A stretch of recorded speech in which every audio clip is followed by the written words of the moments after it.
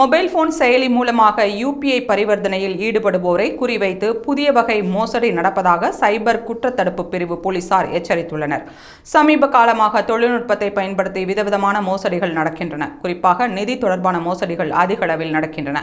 சில மாதங்களுக்கு முன் யுபிஐ செயலியில் இருக்கும் QR கோடை மாற்றி வைத்து மோசடி அரங்கேறியது.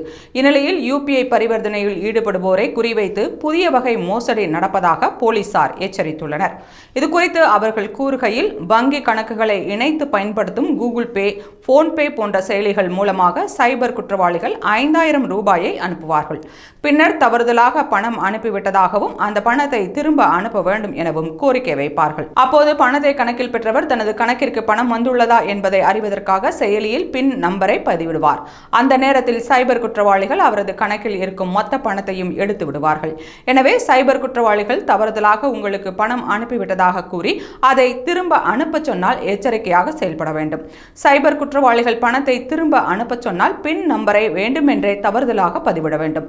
அப்போது அவரால் பணத்தை எடுக்க முடியாது. அவர் மீது நம்பிக்கை ஏற்படும் வரை சரியான பின் நம்பரை பதிவு செய்ய வேண்டாம் என்று போலீசார் எச்சரித்துள்ளனர்.